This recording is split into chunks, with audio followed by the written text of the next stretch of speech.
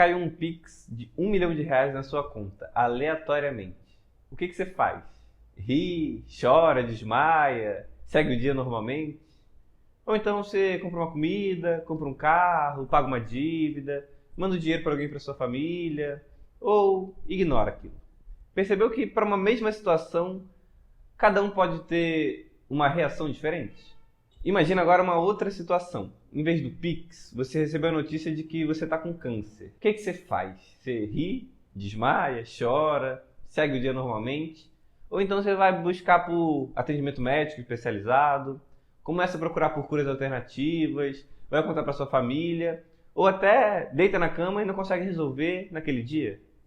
Pensa só. Pois é, entender como é que a gente reage frente a diferentes situações é parte fundamental da dinâmica de como a gente lida e maneja o estresse. E é a partir dessa ótica que a gente vai conversar um pouquinho hoje, a respeito do coping religioso e espiritual, para entender como é que ele influencia nos aspectos de saúde e como é que a gente pode, a partir deles, promover um melhor bem-estar e equilíbrio para o nosso cotidiano.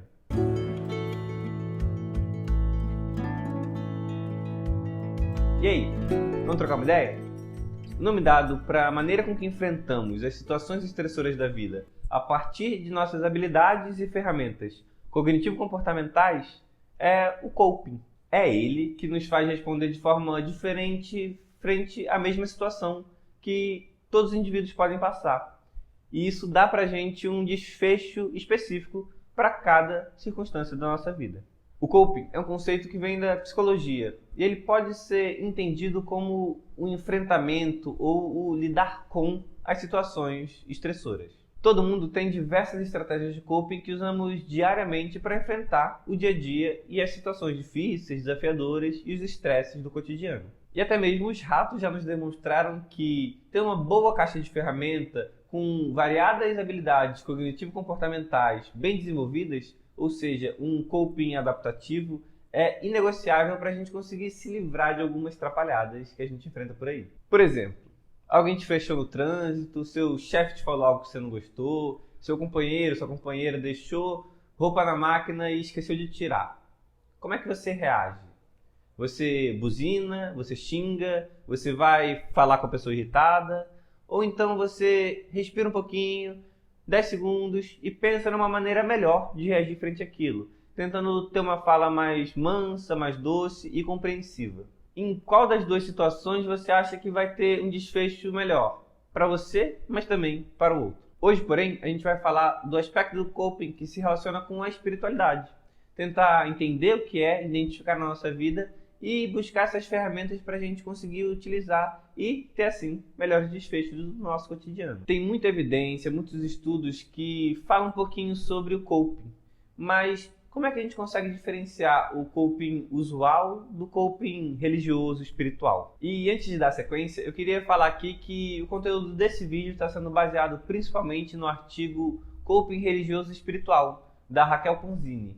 Lá em 1980, Folkman e Lazarus já classificaram o coping a partir da sua função, sendo primariamente baseado na função emocional, então em como a gente processa aquilo que chega e reage, ou então focado no problema, como que a gente a partir do evento estressor consegue contornar e resolver aquela situação. E é importante também a gente ressaltar que há uma diferença entre a tendência de uso daquele tipo de coping para os traços de personalidade de cada indivíduo, já que na tendência de uso do coping a gente consegue trabalhar em cima dele, remodelando ou então planejando novas formas de reagir frente a cada situação. Tá bom, mas ainda não entendi como é que a espiritualidade entra nisso.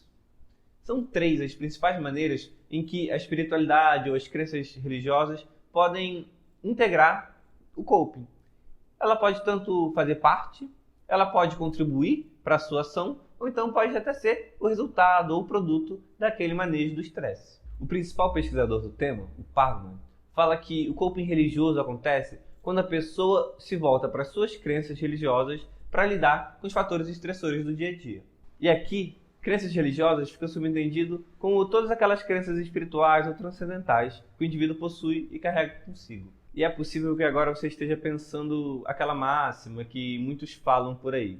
A religião serve como bengala para pessoas que estão precisando de ajuda, religião é o ópio do povo, ou então até mesmo as pessoas só procuram religião quando estão necessitadas. Mas isso é um pouco de uma falácia. Eu já falei isso um pouco no vídeo Religião e Religiosidade.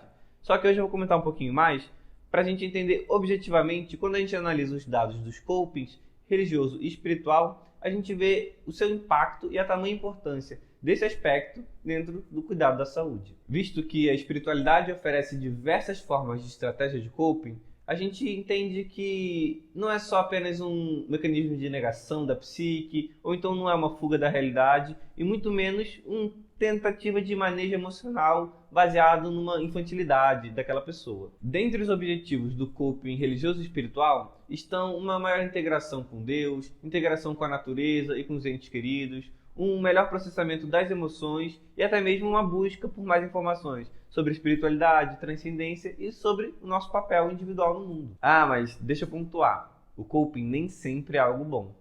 Ele pode ser classificado como positivo quando o comportamento daquele indivíduo gera uma adaptação à realidade e ao seu meio, gerando assim equilíbrio, bem-estar, ou então ele pode também ser negativo, quando o comportamento do sujeito ele é desadaptativo frente à realidade, gerando assim danos, desequilíbrios e muitos malefícios para a própria saúde do indivíduo. E as evidências nos mostram que ao enfrentar um adoecimento, crises, perdas, ou então hospitalizações ou cuidados muito prolongados, cerca de 60 a 85% das pessoas apresentam alguma estratégia de coping baseada em suas crenças espirituais ou religiosas. E destas pessoas que utilizam do coping religioso ou espiritual, cerca de 80% têm um coping positivo e 50% têm um coping negativo. E aqui vem um fato também bem importante. O coping ele pode ser tanto positivo como negativo simultaneamente, já que cada um apresenta mais de uma estratégia de enfrentamento para as mesmas situações. Então isso pode muitas vezes se embaralhar, confundir, e por isso é tão importante a gente estudar e tentar conhecer um pouquinho mais a fundo.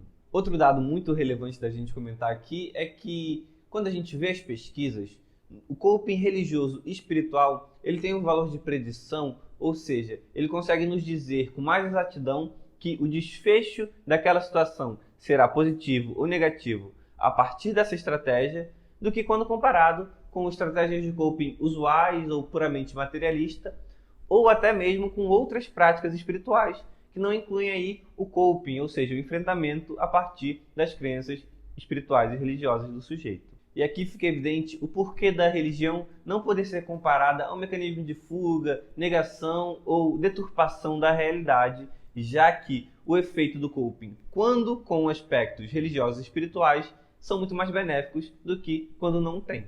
E algo aqui nos demonstra que a relevância da possibilidade de que a vida pode ser muito mais abrangente do que a singela experiência que nós conseguimos abarcar é realmente algo plausível de ser considerado. Até porque a gente nunca teve também provas reais e concretas de que, com o conhecimento que a gente tem, a gente limite o entendimento da vida. Então é algo que vale a pena refletir, não é? Vamos agora para o último tópico. Entender como é que na prática funciona esse tal de coping religioso, espiritual. Ficou um pouco em dúvida, né? Existem 5 diferentes estilos de coping religioso e espiritual.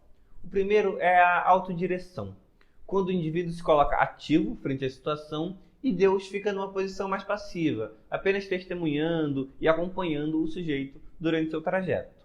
O segundo é a delegação, onde o indivíduo se vê passivo e ele delega para Deus a resolução do seu problema, deixando assim a Deus dará. O terceiro é a colaboração, onde o indivíduo negocia com Deus a parte que lhe cabe fazer e a parte que ele espera que Deus faça, havendo assim uma parceria para a resolução daquele problema. O quarto é a súplica, onde o indivíduo deseja mudar a vontade de Deus através de rogos, petições, rezas, para assim moldar a vontade divina. E o quinto e último é a renúncia, quando o indivíduo deixa que Deus decida o que vai ser melhor para ele, aceitando assim o destino que lhe for dado. Usualmente, a gente considera que a autodireção, a colaboração e a renúncia são estratégias positivas e, sendo assim, a delegação ou a súplica, estratégias negativas. Porém, nem sempre é assim. É um pouquinho mais complexo do que a gente pensa, porque em diferentes situações, uma mesma estratégia de coping pode ser positiva ou negativa. Vamos avaliar um pouquinho mais.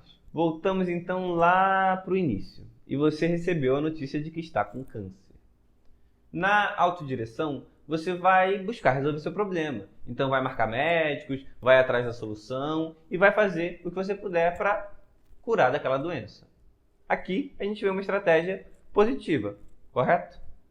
Já na delegação, você recebeu a notícia, mas você segue sua vida como se ela fosse ser resolvida. Então continua sua rotina e não se abala tanto com aquela situação. Aqui a gente pode entender que ela é negativa, já que a doença vai avançar e o sujeito vai em algum momento sofrer por conta disso. Na colaboração, você vai fazer a sua parte, mas você espera que Deus também faça a parte dele. E a princípio aqui você vai ter um desfecho positivo, já que vai fazer o que tiver ao seu alcance para resolver o seu problema. Já na súplica, você vai pedir, vai rogar para que Deus te cure e que faça assim uma mudança da vontade divina. E aqui a gente pode entender também como um desfecho negativo, já que você espera que Deus faça aquilo que você mesmo quer. E por último, na renúncia, você vai deixar que seu destino seja cumprido, independente de qual seja ele, por acreditar que aquilo será o melhor para você. E aqui tem uma ambivalência entre o positivo e o negativo, já que o indivíduo pode vir a morrer e até mesmo sofrer, mas que ele pode aceitar esse sofrimento sem muita dificuldade. Então a gente tem que avaliar por isso, caso a caso. E pode parecer que a delegação e a renúncia são semelhantes, e até o são. Mas na delegação, você deixa que Deus resolva o problema. Então você ainda está esperando que o problema seja resolvido, mas por Ele. Já na renúncia, você renuncia da sua vontade frente à vontade de Deus. Então você não espera que o problema seja resolvido, e sim você aceita que aquilo que aparecer para você e que se concretizar foi o melhor que poderia ter sido para o seu destino. E aí, pensa aqui comigo. Essa doença então avançou um pouco mais e ela se tornou incurável. Aí o bicho pegou, né? É nesse momento que a gente vê que as estratégias de coping elas podem mudar do positivo para o negativo, dependendo de cada situação e de cada indivíduo. Vamos continuar nossa historinha. Na autodireção, você fez o que podia e estava esperando que Deus estivesse ali te assistindo de uma maneira mais passiva. Você foi atrás da cura, mas não conseguiu o que queria. E fez por onde, né? Então isso pode te gerar algum sentimento negativo frente a Deus e acaba tornando o coping que era positivo para negativo. Aquilo está te fazendo mal e está te causando danos nesse momento. E na delegação, você deixou que Deus resolvesse o problema. Mesmo assim, ele não resolveu. Então o coping que era negativo, ele aqui continua também negativo, já que você também vai ter esse sentimento de inconformidade com as vontades e as soluções que Deus trouxe para você. Na colaboração, você fez tudo o que podia por si e chegou até a negociar com Deus que ele também faria a sua parte. Porém, chegado o momento, ele não fez. E isso pode te gerar um rancor, uma certa mágoa, que vai transformar esse envolvimento que antes era positivo para um envolvimento negativo naquele momento. E a gente chega na súplica e vê que o seu pedido ele não foi atendido. Você queria que Deus curasse e ele não fez assim como você bem entendeu. Então, logo, o sentimento que antes era negativo continua negativo, porque você não conseguiu aquilo que você pediu. E na renúncia, quando chega uma fase terminal de uma doença, consequências muito sérias, ameaçadoras da vida, quando você aceita o destino que Deus traçou para você, aquilo é um coping positivo. Então aqui a ambivalência ela vai para o lado bom da história. E aí gera uma adaptação do sujeito àquele sofrimento que ele vai ter que enfrentar, mas que ele aceita e carrega como uma sina da sua vida. Então vale repontuar que o coping é fluido, ele muda e se adapta constantemente dentro de uma mesma situação na vida do sujeito. A gente apresenta mais de uma estratégia simultaneamente e elas vão mudando conforme o tempo vai passando. E é aqui que entra a importância desse estudo. A gente precisa se conhecer, entender quais são nossas estratégias, quais são os momentos em que a gente utiliza delas ou então deixa de utilizar. E sempre lembrando que as estratégias que são baseadas numa transcendência ou numa crença espiritual, elas podem trazer um maior benefício e uma adaptação contínua e mais longínqua para a sua vida. E é nesse lugar que o papel do profissional da saúde é extremamente valioso, já que ele precisa aprender a abordar essa situação e manejar o coping, tentando primeiro mitigar as estratégias que naquele momento estão sendo negativas e resgatar ou até mesmo criar outros caminhos para que a caixa de ferramenta de cada um tenha ferramentas que tornem possível adaptar aquele sujeito à realidade que ele está enfrentando em cada momento. Vale lembrar que todos nós temos diversas dessas ferramentas disponíveis. Basta a gente aprender a identificar para então utilizá-las sabendo como, onde e porquê de cada situação. E algumas dessas estratégias que englobam a espiritualidade ou religiosidade são a frequência em cultos religiosos, leitura ou orações, meditações, passeio na natureza, conversa com amigos ou entes queridos, dentre outras ferramentas que você pode ter aí escondido e que basta expor e conhecer um pouquinho mais delas para que você siga seu caminho tranquilamente. Mas e aí? Como é que você pode fortalecer e descobrir o seu coping pessoal? Uma pergunta muito simples e direta pode fazer você abrir essa caixa de possibilidades e entender quais as ferramentas que você tem aí dispostas para uso, para então começar a utilizá-las. Para refletir sinceramente. Nos momentos difíceis no passado, o que você costumava fazer que te trazia conforto, bem-estar, adaptação, saúde? Ou então até mesmo no presente. O que você faz naquele momento de mais angústia, ansiedade, tristeza, que te traz um pouquinho de paz, calma e tranquilidade? Pense tanto nas estratégias que englobam a espiritualidade, assim como aquelas que não englobam, que também são úteis e muito disponíveis para nós. Te convido então a revisitar esses velhos hábitos que você fazia lá no passado, que te traziam conforto e bem-estar, e trazê-los para o presente, para que esses velhos se tornem novos amigos.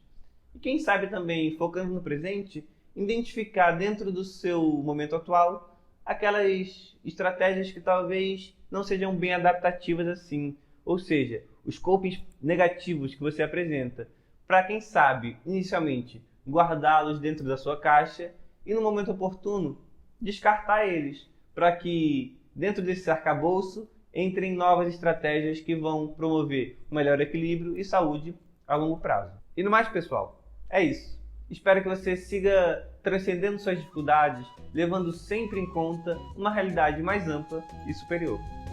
Até mais!